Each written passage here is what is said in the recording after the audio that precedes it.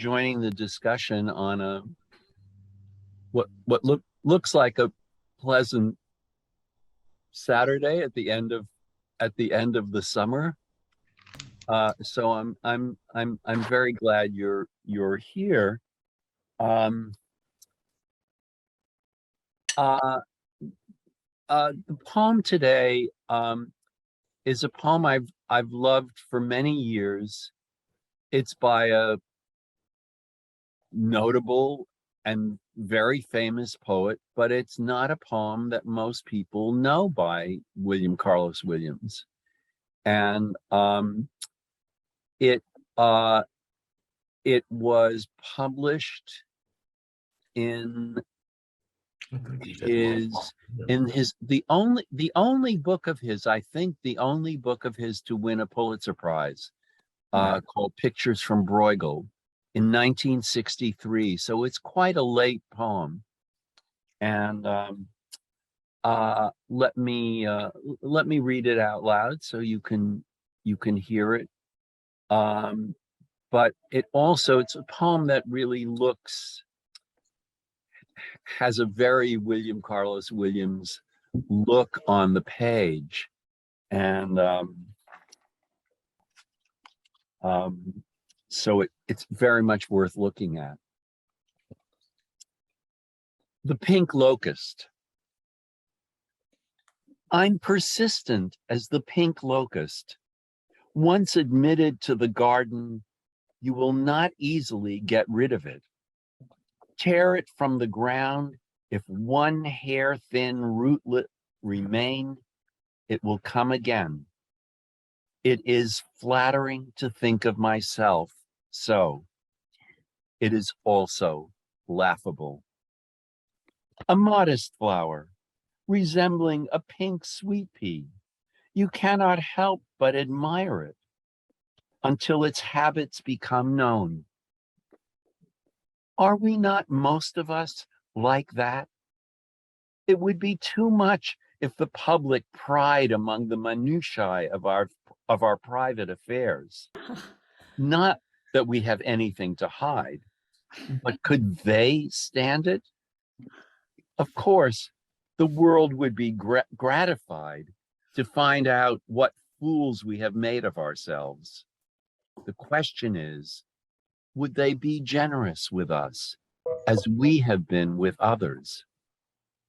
It is, as I say, a flower incredibly resilient under attack. Neglect it and it will grow into a tree. I wish I could so think of myself and of what is to become of me. The poet himself, what does he think of himself facing his world?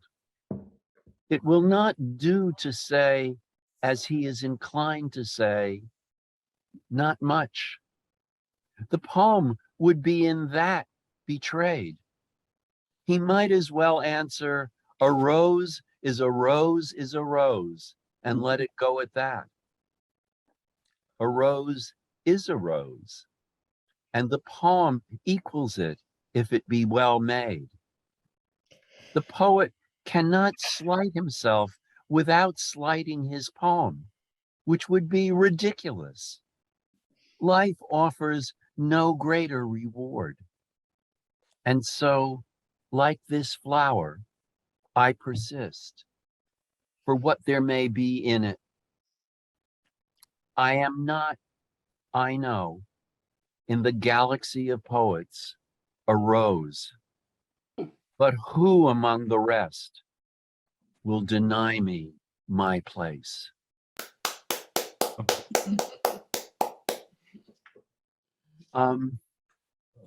So I don't know, how many of you were reading this poem for the first time because of this discussion?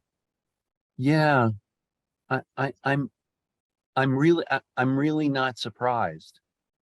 And can you say what your first response to it was? I mean, those of you reading it for the first time,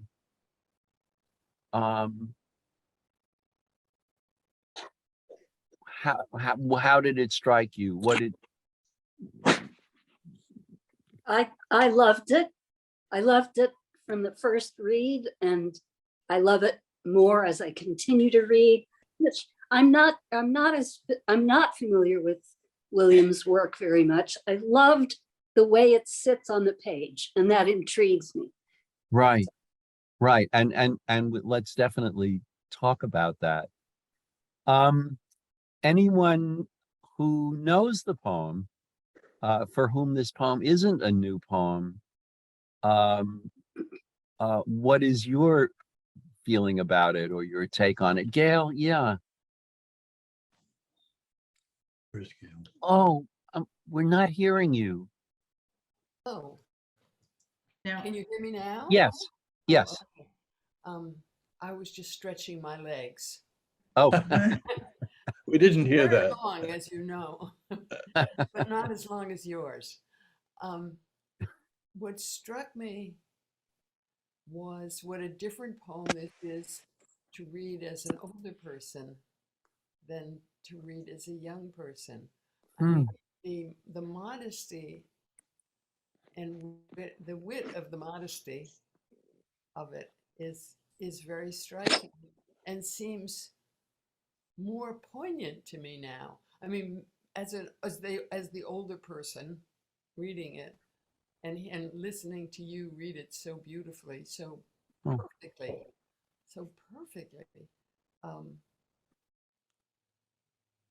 So, I mean, all the all the sort of issues that are outside of poetry, like false modesty, I mean, but Williams has that, and he's modest and falsely modest at the same time in the poem. That's very different. Reading it as if he wrote it as an older person, but it's not a late poem. yeah, it is. Oh, it's 63. Yeah. It must be a late poem because of the three-line stepped line, which was his invention largely, as far as I know. Right. And it so resembles the ending of Patterson, where he again speaks directly to his wife with some similar sentiments, which are just heartbreaking and beautiful. Yeah. They are Yeah. heartbreaking. Yeah. They are heartbreaking and witty. Yes. Yeah. And as for his modesty, there is really that statement at the very end, which is affirmative. He does know his place, and he does affirm that his place is something worth noting. Right. And as if he were in the world of poetry an outlier. Right. I have my place. Right. Yeah. As a not academic, Right, exactly so. not T.S. Eliot. Yeah. Lord. If I may speak, and of course I'm not a poet and I'm not a literary person, but I find Williams a special case in my own knowledge and my own experience. I've set a whole series of Williams poems in a set of a group of poems called On This Most Voluptuous Night, which is a lyric poem in the middle of rather early, I think, in Patterson. And it's one of the only poems in the book that resembles what we think of as poetry. The lines are regular and the poem has a kind of compact structure. And it's lyric completely, not philosophical particularly. But I found this poem extremely much like a lot of contemporary music in the way it flows and the way it stops, the lines being short, the lines being long, and unpredictable in how they work, where there's a full stop, where there's just a temporary stop, and where there's even a surprising rhyme as if it's a consonant chord. And the phrase structure of this is just, it both flows and stops you dead in your tracks every now and then. And that is not like most poetry, it seems to me. This is really radical. And I love it to pieces. I think it's just wonderful. And every time I read it, I find that I can't anticipate what the next thing is going to be, and how surprising and convincing it is at every step. Yeah. Yeah. Yeah. Uh, do you want to talk about the form of the poem? It's so interesting. What do you make of those those indents? Gail, were you going to say something? Okay. Any thoughts about those kind of triple indentations, or the line beginning at the margin, and then the next line being indented, and the third line being indented, and then going back over and over and over about that? Well, that's the most obvious structural. But what is it? But what do you think that's doing? Any thoughts? To me, they give the poem a sense of three-dimensionality and a lot of air and breath, so that you can, really move almost anywhere, even though you have to deal with just one phrase at a time. The phrases are all connected, of course, but it provides this kind of three-dimensional experience for me, which is, a wonderful experience. I mean, I've tried writing some poems in this kind of fashion years ago, and I found it incredibly helpful to do that, because it gave me a little more insight into the phrasing of things, and also where to stop, not a full stop, but just half stops. And so it also gives a lot of flexibility to the language and the syntax. And so that's part of the three-dimensional quality that it provides for me, at least. Right, Catherine? I think it makes the reader, if you read it out loud, keep going. People who read traditional poetry so clunkily, if you'll take that as a word, da da da da da, or smack the rhyme, or whatever we all do before we hear somebody good read poetry, that you can't do that with this, because at least not the first time you think, I don't know where this is going, and you look for a period if you're to keep going, but mainly you get the idea that he's conducting the pace of the line, not you. Right. Yeah.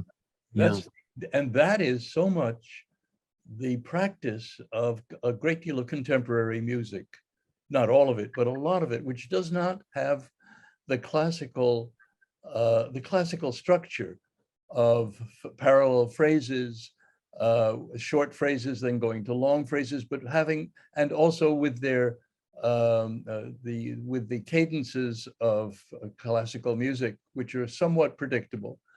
And all of this just defies that and upends it. And it really has this flow, and an unpredictable one, by the way. The structure of the three lines gives a sense of structure which the interior syntax does not. I kept looking for the parallels within the second line, for example, of each thing, and I couldn't find any. Neither rhyme nor punctuation nor meaning. And just Williams keeps you constantly, as you said, Catherine, I think, flowing. Jay, yeah. Yeah, I sort of agree with what everyone is saying. And to me, it was also sort of in this one perfectly suited to the plant, because for me, the lines were kind of, this was a process of growth, and which he does in a lot of his poems. I'm thinking of The Road to the Contagious Hospital, that he's so good at how plants tentatively grow and reach out. And to me, it was also the same. This is like how the mind works, and you put out a word and the idea isn't quite there, and you're feeling your way into the idea as a plant is feeling its way into the soil. I think one of the things that strikes me about it, it is, was John, were you talking about the sort of three-dimensionality? Yeah. Yeah, and that, to me, that those lines create a kind of circular movement, which is a kind of which is related to a three-dimensionality, that and that's also very much like what what a plant is doing, that we're kind of circling these ideas and these feelings, and the punctuation is really the line break, and the way each phrase is isolated on its line. And I you know, one of the things I used to complain about to my students is they're using one word to a line, and that it can be so heavy, and italicized, underline, make that line so important. When Williams does it, there's a kind of wit. Someone earlier talked about how witty Yehudi maybe that the poem was so, it's very moving, but it's also very witty. And that one of the things that's so witty is, tear it from the ground, if one hair-thin rootlet remain. This is at the beginning of the poem. If one hair-thin rootlet remain, there's the kind of hair-thin rootlet in that single word on the line. It will come again. It is. I mean, that shouldn't be a good line. It is. And yet it's like a diving board that it's sort of setting up what's coming after it, and we want to know what it is. It makes us curious about, well, it is what?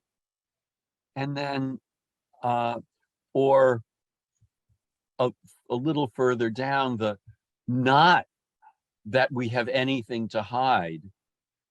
I think that one word line is so important and kind of delicately done. It's really these one word lines become a kind of springboard for what follows, and that's part of this three-dimensionality that these step lines suggest to me. Bill. Well, and often, throughout, often the middle line could go anywhere. Once admitted, and then the next line brings it to a place, or and of what is to become of me. Yeah. There's a line that is abstract, and then or could go anywhere. And it takes the next line to know where the devil it's going. Where it's going, yeah. And Lloyd, you mentioned the the fact that the lines are the way they structure things are giving a certain kind of punctuation. But then when there's an actual stop, it's extremely powerful. And it may not be at the end of a line at all, but Right. you know, and it's really so potent. Yeah. And I love the idea of the way this elevates his great practice, which is the practice of elevating the vernacular, American plain talk. Yeah. His life was about that in many ways. Yeah. And this is a wonderful example of it. And the structure itself is so unconventional in the sense of classical poetry of any kind. It's really, the thing is laid out in a way, the way we actually talk. Yeah. Talk or think in Or a think, way. yes. Yeah. Yeah. I love this, well, everything, but sort of 2/3 of the way through or 3/4 of the way through, where the line, the middle line is the poet. Yeah. And there's a kind of modesty about making it, putting that line in as the second line, as the middle line. The poet cannot slight himself without slighting his poem. So the poet and his poem become parallel. I think almost the poet is almost identified with his poem, which would be ridiculous. And that single word, period, at the beginning of the line is so potent and not heavy-handed, because ridiculous is, you know, is what it is. Um, uh, um, I just, I mean, and so there is that, you know, that totally uninteresting line that becomes, you're really at the edge of your seat, waiting to hear, and so what, and what is this, and so leading up to, what is this conclusion going to be? Jennifer, yes, I was waiting for you. No, I just I'm puzzling over something in this poem, not in a painstaking way, but the heart of the poem for me has to do both with the modesty and ambition and generosity towards the self.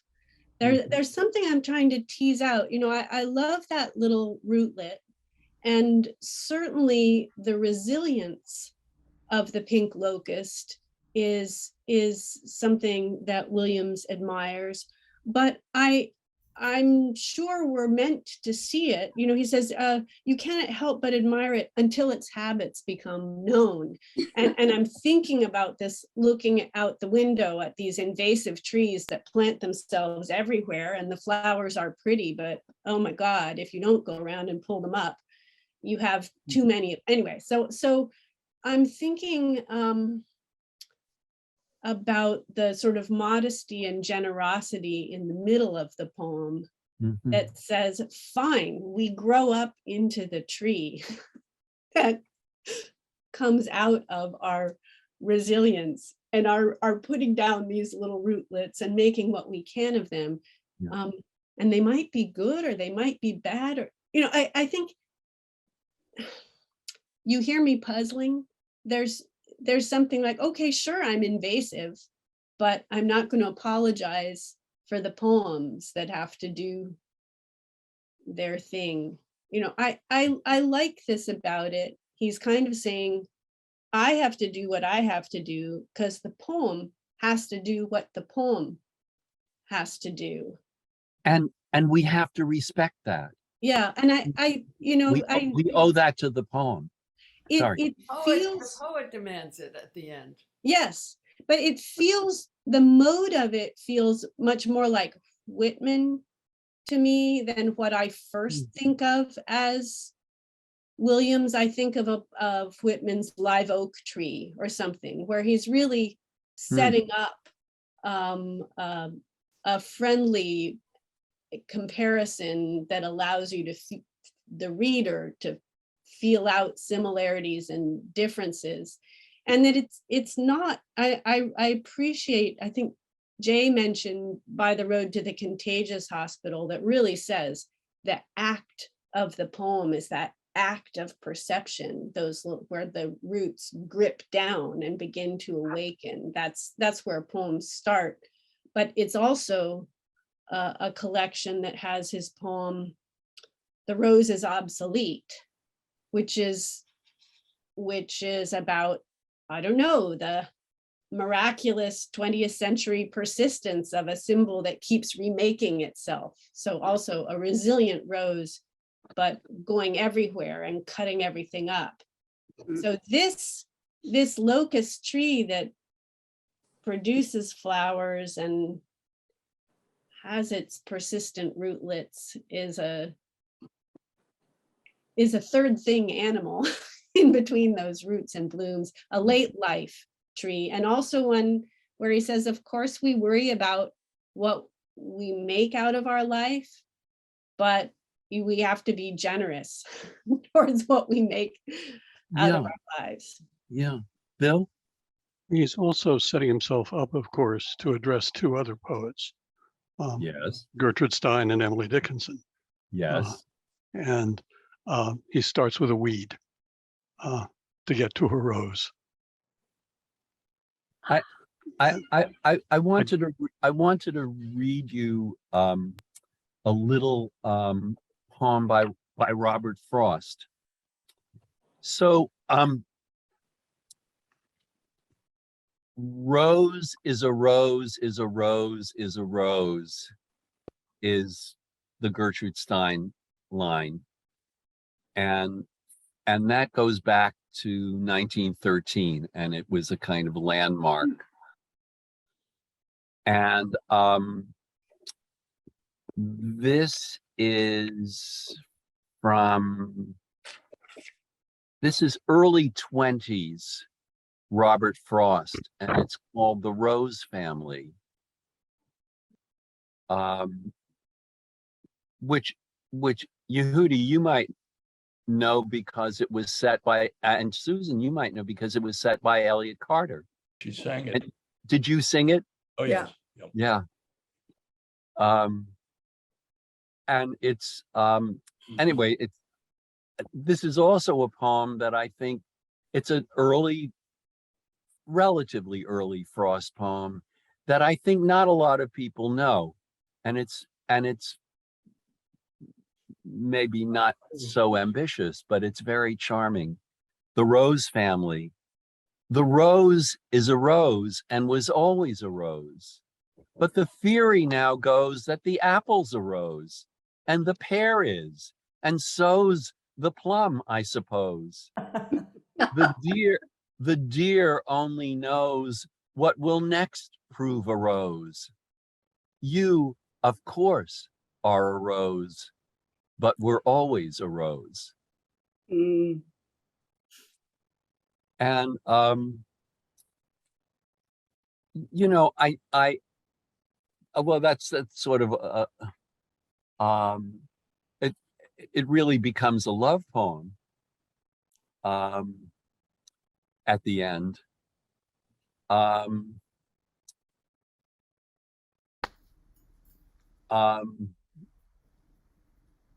Where was I going with this? But I think Williams had to have known, obviously, I mean, everyone knew the Gertrude Stein, and I think Williams had to have known the Robert Frost also. He would have. And so he sort of, there's a kind of dimensionality to that rose, reference in the William Carlos Williams. I think that there's a kind of there's a little history about, well, about identification and what's behind a rose. Rose is a rose is a rose is a rose. And you know, I don't know, things are what they are, and that we have to respect that in some way, including being a poet.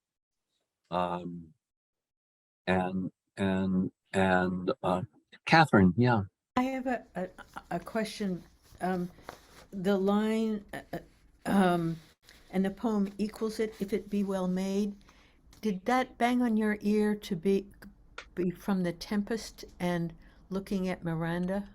Oh, well, I hadn't thought of that before. It just, I don't, you know, I know little poetry and less Shakespeare, but that banged on my ear.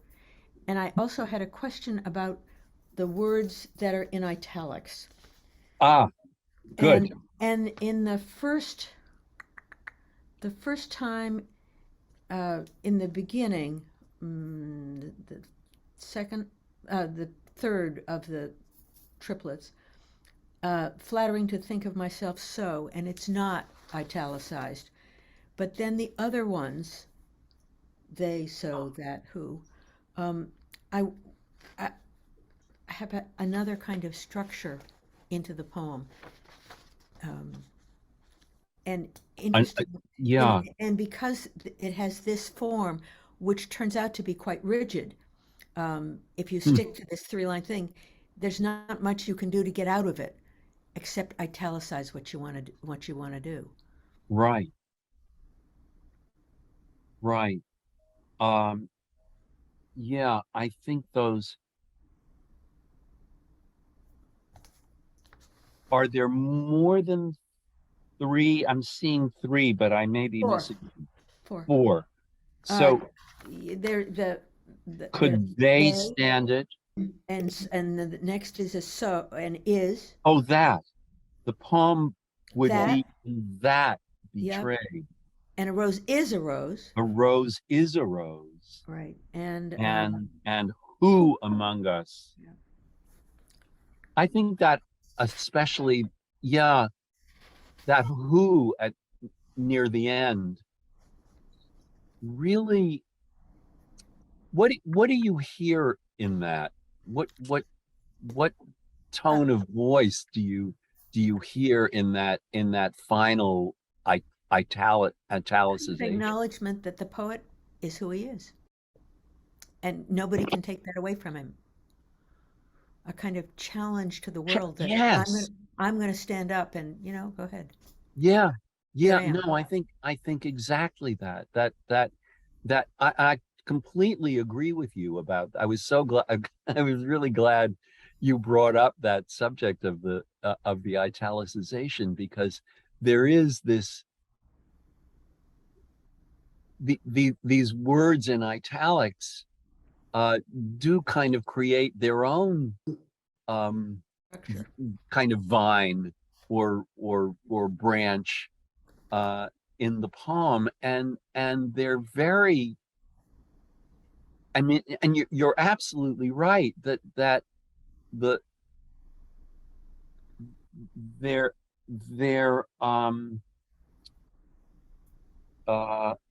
so the they is at the end of the line,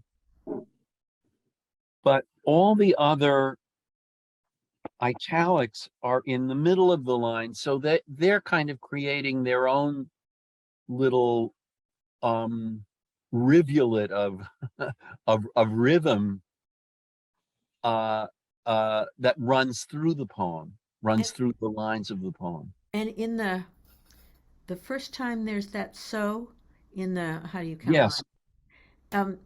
I wish I could so think of myself. No, flattering to think of myself so. And by the end of the poem, he's saying, yep, yep, I can.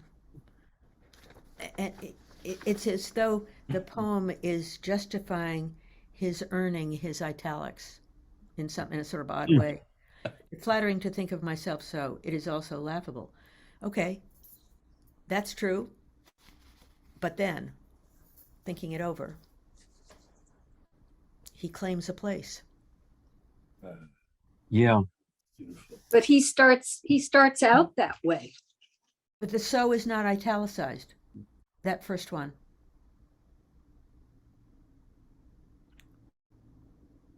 Which is where can you? One, Oh yeah. two, three, four, It five, is 6, 7, flattering 8, to 9, think of 10, 11. myself so. Yeah, yeah. Yeah, Just it is flattering to think of myself so, but Right. but then it's at the beginning of the line, so it gets a little extra. It's kind of a summation.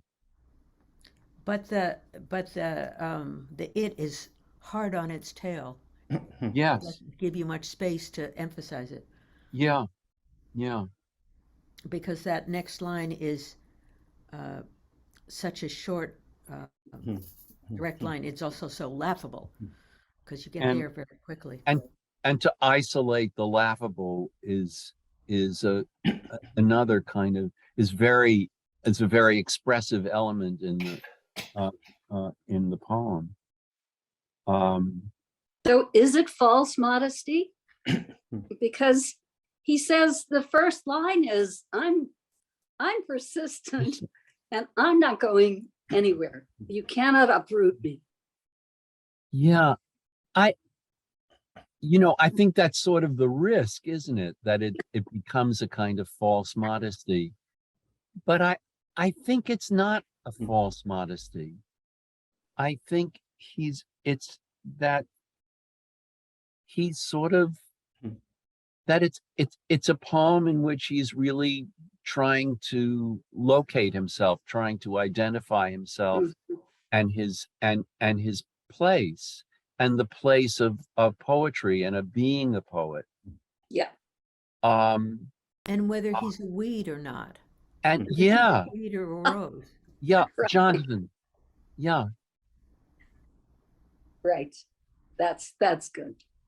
I was interested in the sort of implied comparison in the poem between the locust and the rose, Yeah. where the locust is a living, moving being with habits and a sort of social status, and the rose is something quite artificial. It's part of a galaxy, and when you're introduced to it with the rose is a rose is a rose, that it sort of emphasizes the plodding quality of that rhythm compared to when he was talking about the locust. So this, to me, he admires the locust more than he does the rose, and that gave his desire to be a rose is sort of in conflict with that.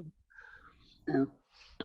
Well, the rose is certainly a lot more literary than the pink locust, than the tree, and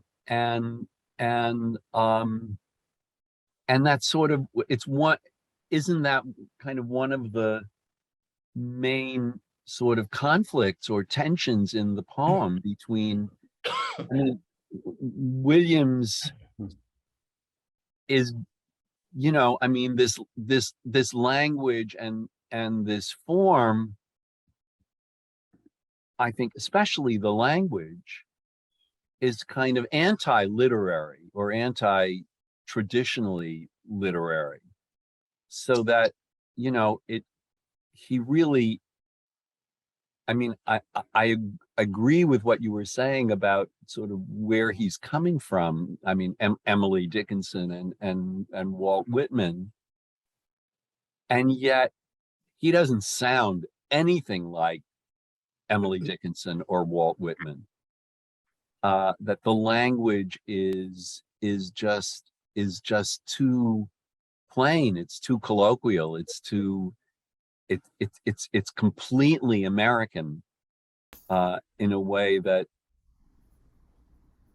even Emily Dickinson and Walt Whitman are great American poetic ancestors. Still, you know, there are, oh, sorry, oh, I see hands up. I oh, Michael, you haven't spoken yet, so what were you going to say? I think the Judeo-Christian tradition of humility is being echoed in this poem. I think of Moses, who is more humble than any other person on the face of the earth. The plea at the end of Psalm 90 to God to establish the works of his hands, things that C.S. Lewis or Charles Williams talk about, that true humility is knowing your place rather than deprecating yourself. And this seems to be that kind of humility he's expressing. Yeah, thank you. Thank you, Bill. Jay. Bill, and then Jim. There was someone else had, oh yeah. Well, Jim, and then Bill.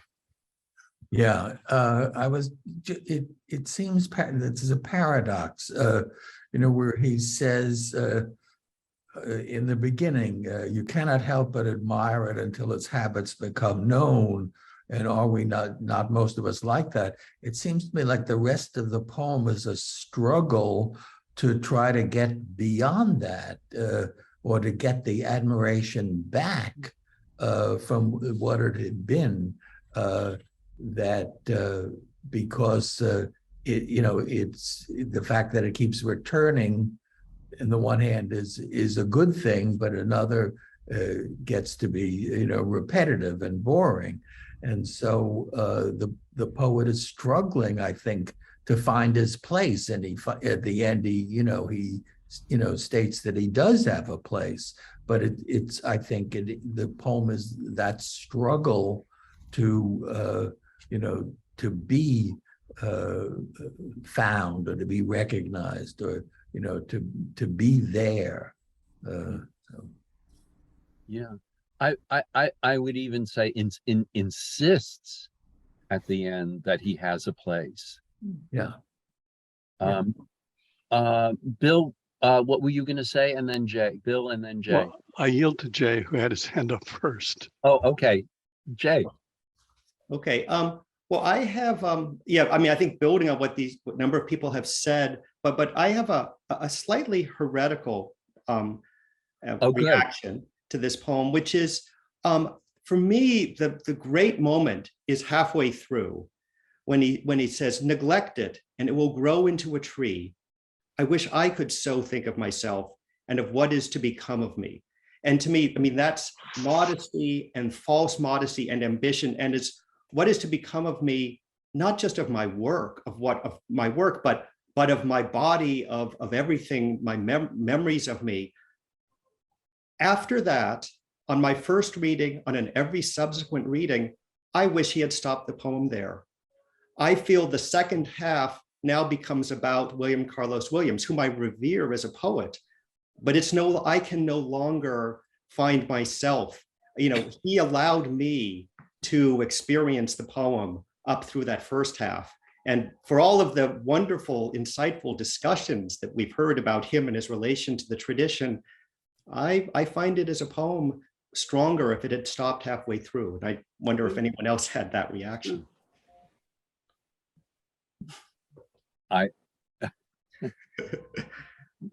Bill, is that something that you want to contend with, or I think you probably had something else in mind? Imagine. Oh, I did, but I'm fascinated by that, because I found my mind wandering a bit in the second half. He had me pretty solidly up. I wasn't aware of it, but now, as Jay points it out, I just found myself feeling restless toward the end of the poem. Hmm. I was going to say about Pink Locusts and Roses that they seem to play a part in his alternation between particular and ideal, or particular and abstract, that goes on as a play throughout the poem in syntax or lines that could go anywhere and then are specific. So, but I'm much more interested in Jay's remark. Uh-huh. Gail, do you have any? I was someplace, but it's very this concrete little thing that I was thinking, that there's a way in which there's a sort of politics to the poem too, that it's the Rose is the aristocrat, and William Carlos Williams isn't an aristocrat among the Stevens and Eliot generation of poets. Yeah. And he's sort of a tough little weed, and he likes himself, you know. Yeah. He's not, I mean, but in a way, in the poem, he's sort of assuring himself that he has a strong place, that he's really planted in the pantheon. In the And I was pantheon. thinking, I have to say, because I've been talking about it recently, that I may be the only person here who has been in the presence of William Carlos. I was going to ask you about that. Yeah. Right. When I was 17, and Brandeis was a new university with very little on the campus, one of my classmates got his license and said there was supposed to be a poetry thing, which I don't even know how he knew I'd be interested. I didn't know I'd be interested. And would I like to come? And Brandeis was all grassy knolls, actually. But on this hillock, there was a seminar table set up outdoors with William Carlos Williams, who but then was already, you know, had to have one eye covered in order not to be dizzy. Robert Lowell was doing an homage to him, and he had invited these poets. And to me, it's just like a photograph. I'm not even sure I knew what was said, but it was Louise Bogan, William Carlos Williams, Richard Wilbur. Oh, God.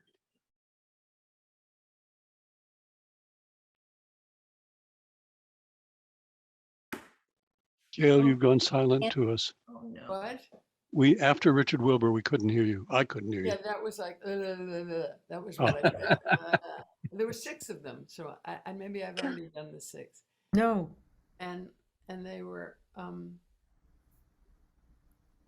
it was. What do you recall about Williams himself?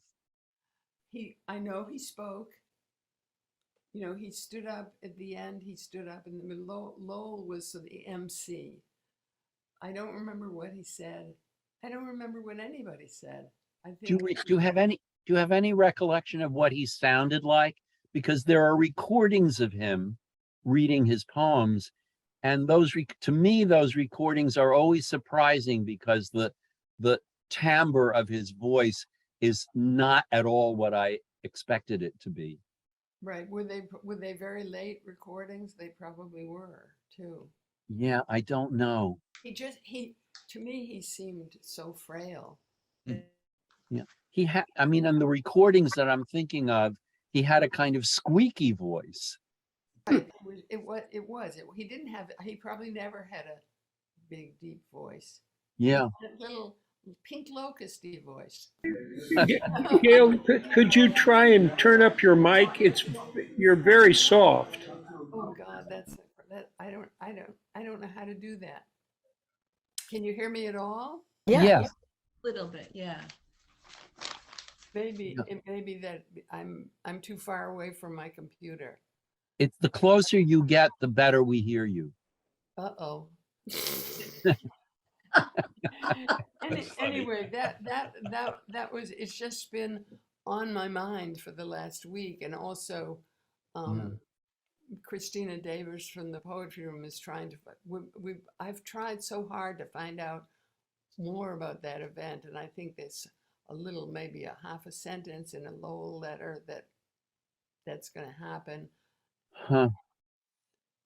But it was, I probably hadn't heard of Louise Bogan or Richard Wilbur or W.S. Merwin. Ah. I was that young, and I didn't live in a climate of poetry readers. So I had this friend who obviously was a little more sophisticated than I was. Plus, he had a driver's license. But I thought you meant his poetic license. he may have, but he disappeared for after high school, so I don't know.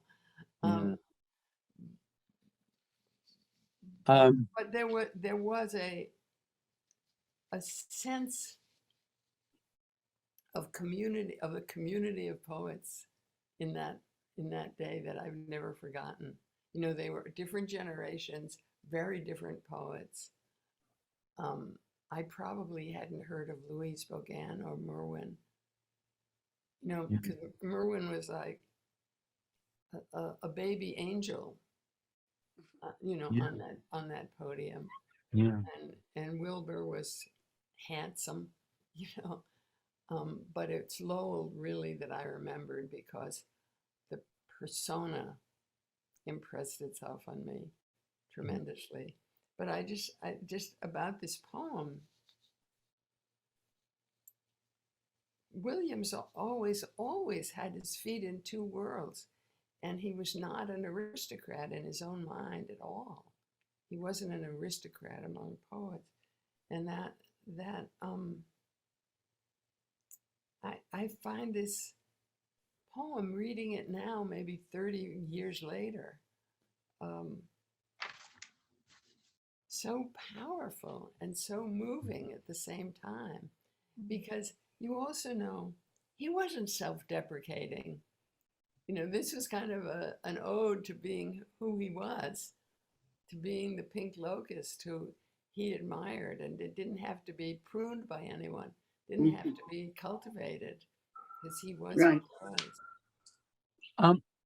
Catherine, and then I want to ask Bill Symes something, but you had your hand up. Yes, I'd like to ask how people, there's a part of the poem that we haven't spoken about. Yeah. It kind of leapt off the page for me. It's this part that begins at the bottom of the first page. It would be too much if the public pried among the minutiae of our private affairs. And then to the question you raised about the single word "not" has lots of room to reverberate its ironies. Not that we have anything to hide. Of course, we all have something to hide. Right. And the irony of, would they be generous with us as we have been with others? The reason it leaped off the page to me was that it seemed so topical. First, about the attention in the past week to surveillance, the pervasiveness of surveillance on the workplace. So everybody's minutiae are subject to being pried among. And then also the fact that currently the lives of artists, their foolishnesses or faults, human faults, are so much part of the way they are, it seems as if they're entitled to be seen and judged by. So that's what drew my eye to those. And it hasn't been touched on in our discussion. So I'm curious to know how other people responded to that, what they made of it.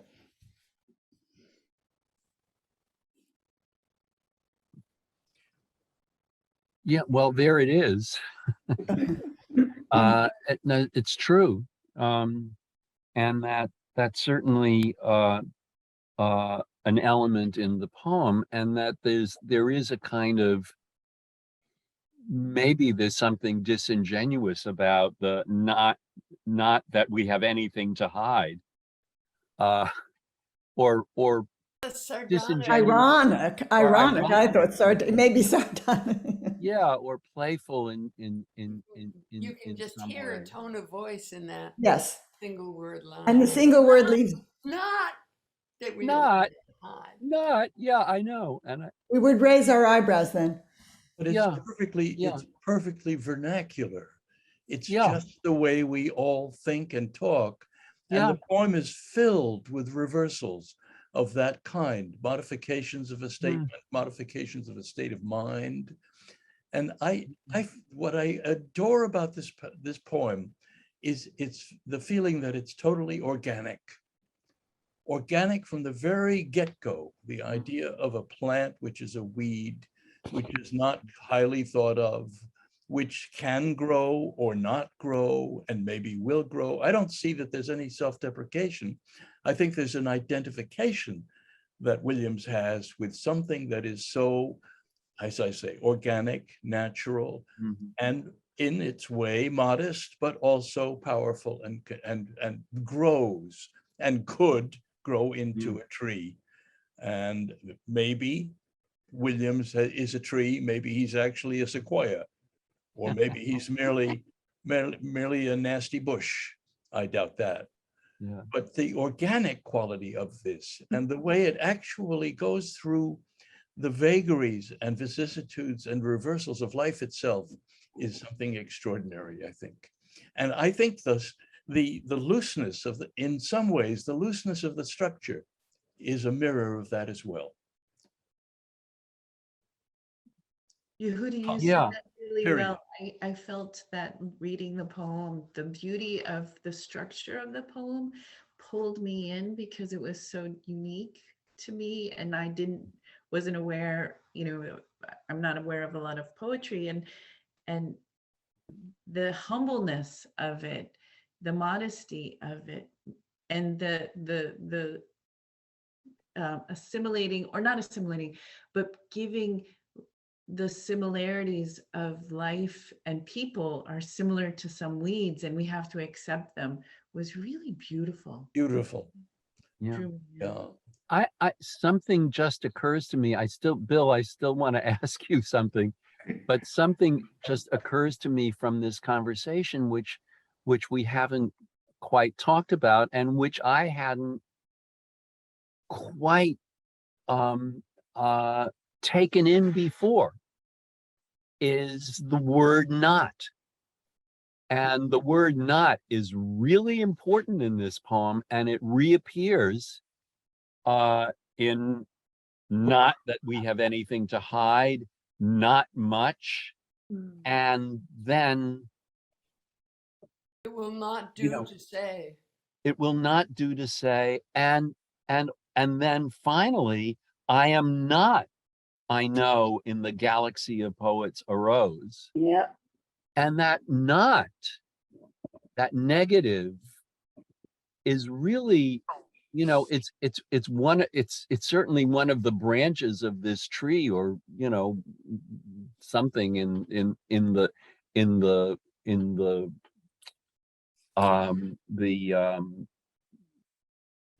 trunk of the tree that we keep coming back to. But Bill, I was going to ask you what sort of reputation Williams has in England. Is he read at all, or do people acknowledge him?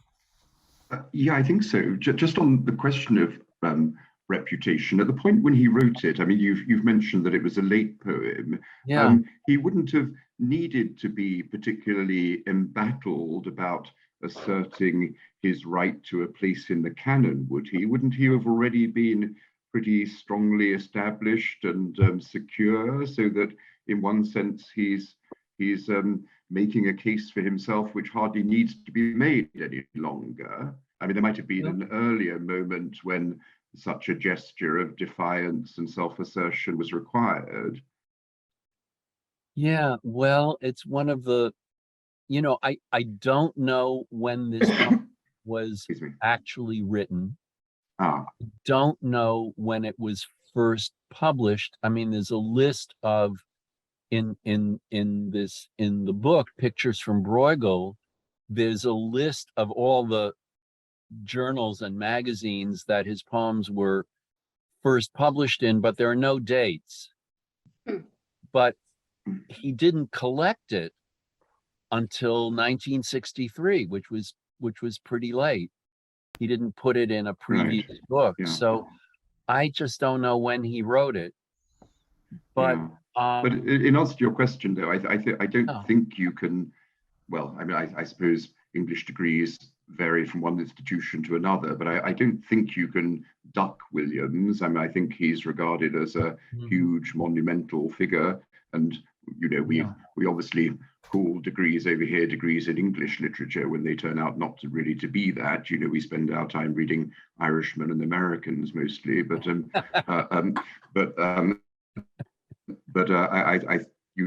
I think it would be very easy to sort of focus on Williams in a degree over here. And I think in the Allen anthology, New American Poetry, is it? That I think changed the landscape over here. A generation of British poets were responsive to that anthology, which would include being, Black Mountain and other strands, but certainly the Williams strand as well. But just a couple of footling questions, if I may. One, I think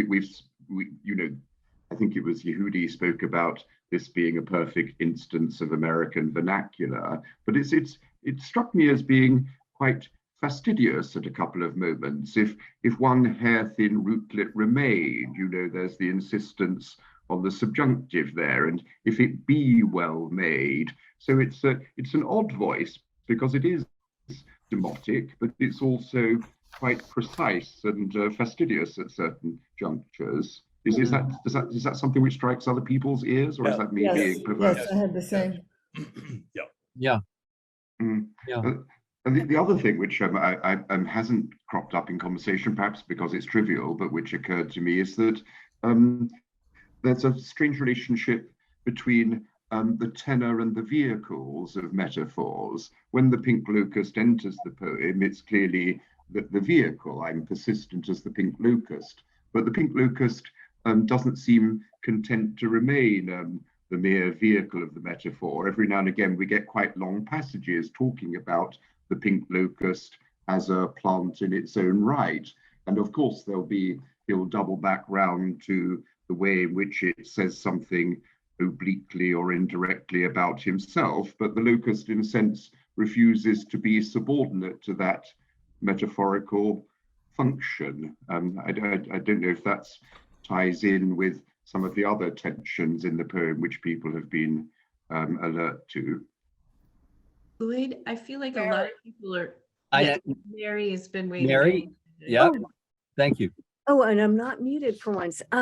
Yeah, I love what Bill just pointed out, and I just wanted to touch on a couple of things that people have said that really stood out to me, and I love what Bill just said about the locust kind of challenging its role as the vehicle.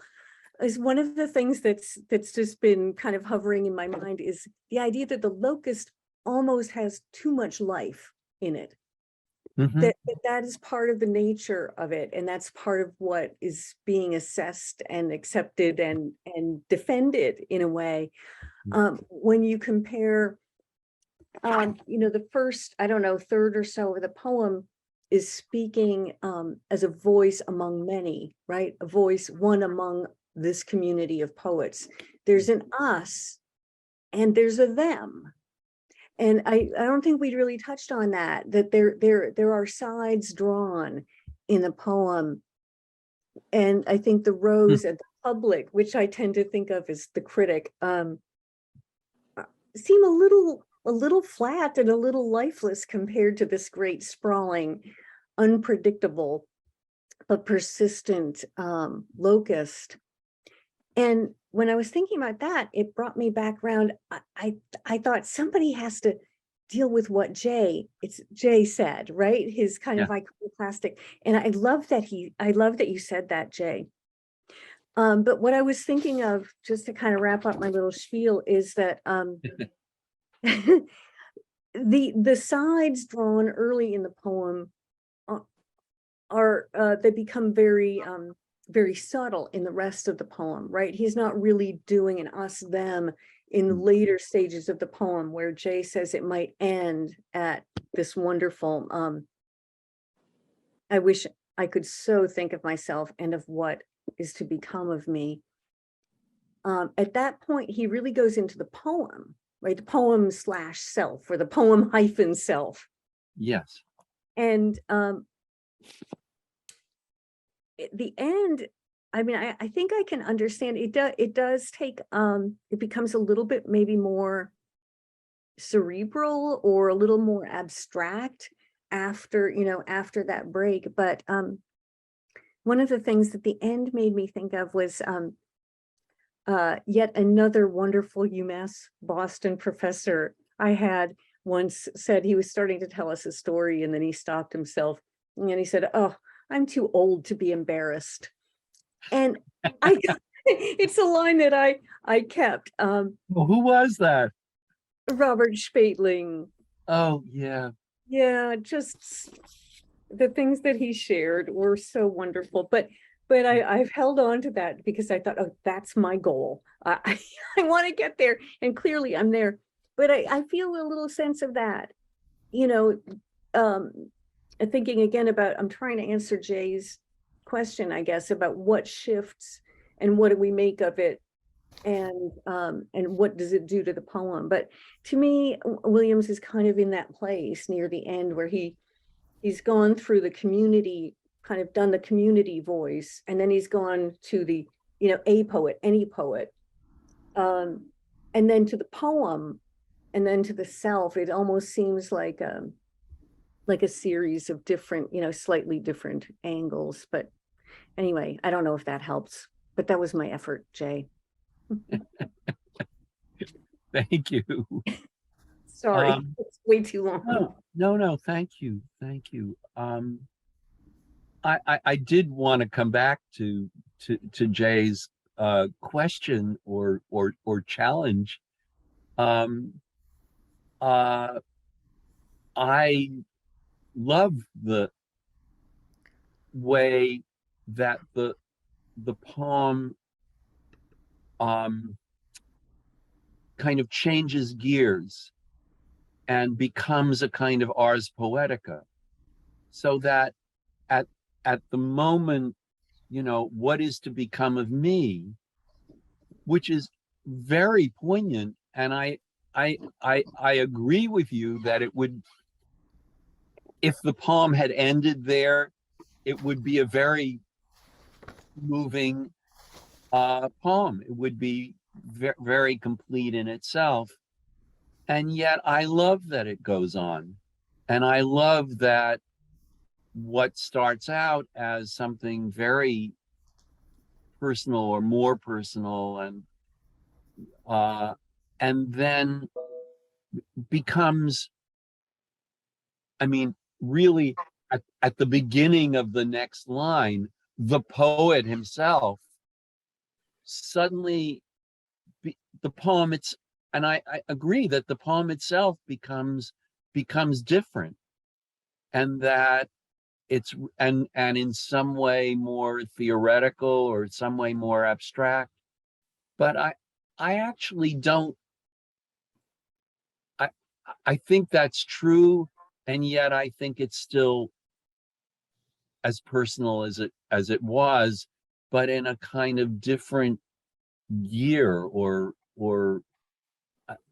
I don't know exactly how to say it, but I'm very moved by Williams starting to think about these other issues, these more these issues of poetics, because and partly because he made such a difference, and he really was kind of, even, think of those poets at Brandeis, and in some way, I mean, maybe Lowell is an exception, but Louise Bogan and Merwin and Richard Wilbur are much more traditional poets than William Carlos Williams was. That he was doing something much more radical. And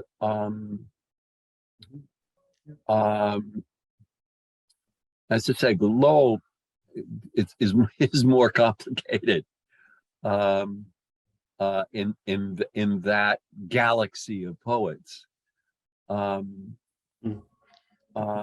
Lloyd, there are a couple of hands up. Yes, please. Jay, and then Michael. Yeah, so just one immediate response, Lloyd, and I think that's a really fascinating and moving kind of response to my comment. And it makes me also think, I think this must have been, wasn't it in the late 50s that he published his autobiography? And so this may have also been a poem he wrote at the at the same time that he was really reflecting upon his life and his career, which makes me think of this now in a different light. If I believe that is roughly when he was writing, or at least published it. Yeah. Yeah, I'm sure you're right. I'm sure you're right about that. Yeah. Michael, what were you going to say? After Catherine and Jay directed me back to the middle of the poem, I realized he's being playfully preachy. Be generous with us as we have been with others is forgive us our debts as we have forgiven others. Yeah. Exactly. And the tree is the mustard seed. He's saying, do I have faith that I have made a difference to poetry? Yep. Yeah, well, that's, Catherine. I think in some literary circles, to be a doctor is not to be in a literary circle. And I think there's but he's a doctor. He said, the locust is a weed and I'm a doctor. They are poets, but I'm a poet too. Yeah. I mean, think of all the contemporary writers who are doctors and what each of us thinks of them. We don't think of them as real writers. We don't. That's coming from the medical community, not y'all's community of poems. Thank you for including me, by the way. Good. I mean, real doctors, not just PhDs.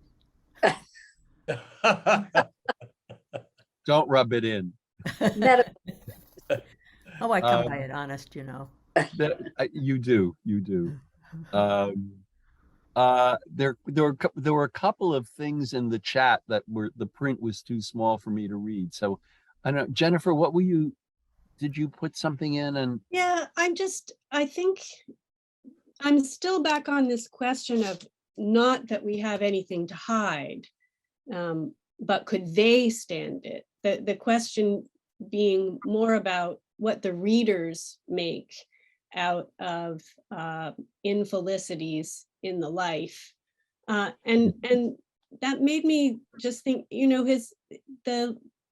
made me think it would be interesting to go back and read it alongside the poem Asphodel, That Greeny Flower, which is also in this kind of line. And the project of that poem, it's addressed to his wife, and he's trying to make an account of his many infidelities, despite the persistence, his abiding love for her.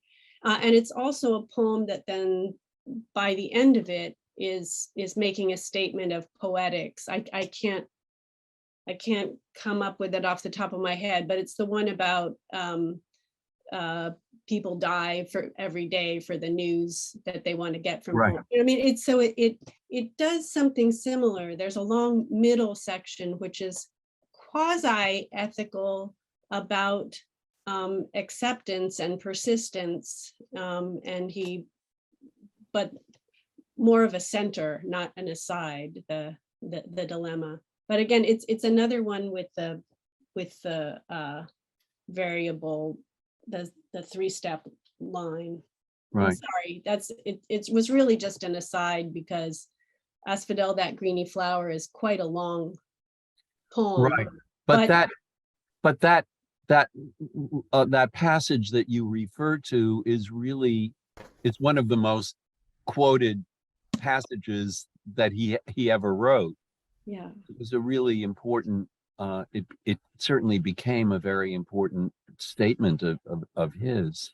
Well, I think if I were to try to link the two of them, I'd say central to his idea of what a poem has to do is be hungry for everything, accept everything, and that perfection, like the pure products of America, is a dead end.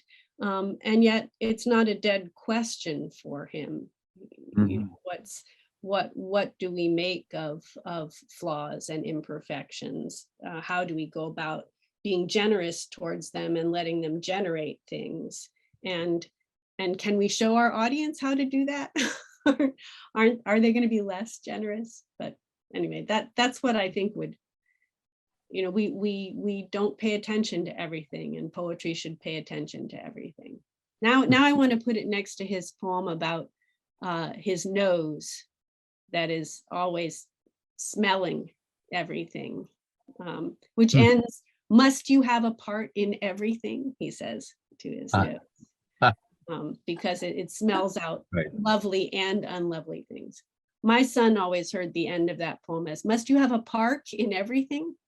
The nose wants to go play, and so should the poem. Yeah. Was there another thing in the chat that went by very quickly? There was something from Bill. Let's see. Yeah, I just looked up the date of the autobiography, which is 1951. Oh yeah. That's oh all. yeah. Thank you. Yeah. So yeah, that makes sense. Anyone want to add anything or? Yeah, I do. John. I'm in total awe of his form and what he developed and how he did it. That he becomes a juggler, a contortionist, and the poem is solid, and yet it's flexible and it's full of air. And so it's like a three-ring circus.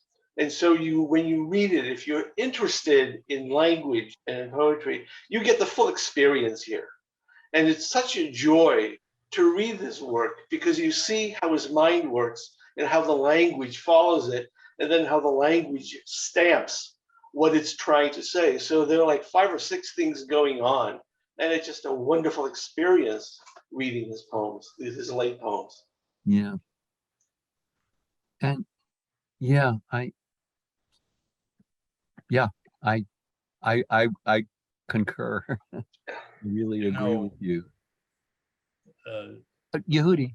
Lloyd, you're aware of this, but when I finally got over my indifference, or I would say the negative feelings about Williams, which was early on, and finally got to read some poems which I really responded to, and then read through and studied Patterson, I felt that what Williams was doing was what I was trying to do as a musician, which is to deal with vernacular elements, to process them, and to come to a transformation of those things into a realm that was no longer vernacular,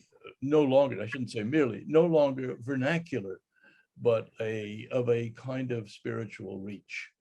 And it was the transformation of materials that was the real mission of my work. Mission is too pretentious, but it's really the process of my work. And that's been a lifelong thing. And I really felt that, with Williams, I had found a kindred spirit in what I had been trying to do as a musician. Yeah. And that was very important. That affirmation was important, to have somebody like Williams feel that I had a kinship in some way. Yeah. Alas, I missed I had no contact with him at all, and I missed that. But I did have, by the way, very close contact with Richard Wilbur, who was a friend from 1953 on. And, that was very, very interesting. And I actually had a contact once for a few minutes with Cal Lowell, because I wrote the incidental music for his play, the premiere of his play, The Old Glory, which I recommend to everybody to read if they haven't. It's just glorious. And anyway, and by the way, talking about Lowell, if all of you don't have the volume Memoirs, get them right away. It's, you know, with every sentence, Lowell reveals his brilliance and his poetical sense without pretension. It's just wonderful. Great, great. Thank you. And you know, I think your Williams song cycle is really it's a very great piece, and it's absolutely gorgeous, and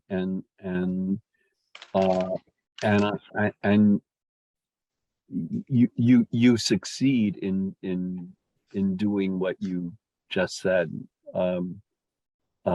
you wanted to do. So everyone should try it. There must be. Is there a performance online of on this? There's a full Most recording, voluptuous night. a recording of it on Bridge Records. It's called On This Most Voluptuous Night. That's the name of the recording. Yeah. Yeah, it's a it's commercial recording. It's a marvelous and moving, gorgeous piece. Thank you. So I hope you all read it, so that I can perhaps for one moment feel that I'm in good company. As you're a rose, you're a rose. Exactly. Yeah. Well, again, thank you, Marita, and thank you for taking time out of your personal life to set this up for the rest of us. Hear, hear.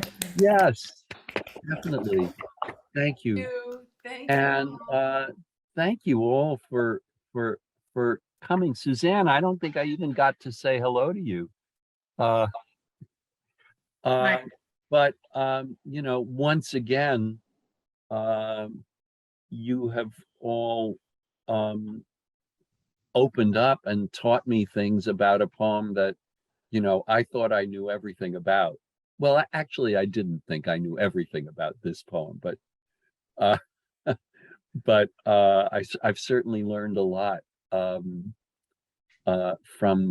this conversation. So I'm so grateful for that, and we'll keep you posted about the next event, which I don't know yet which Saturday it's going to be or what the poem is going to be, but we'll let you know. Thank And, you. and Thank you, everyone. These are always exhilarating. Oh, wonderful, just wonderful. Thank you all, and thank you, Marita.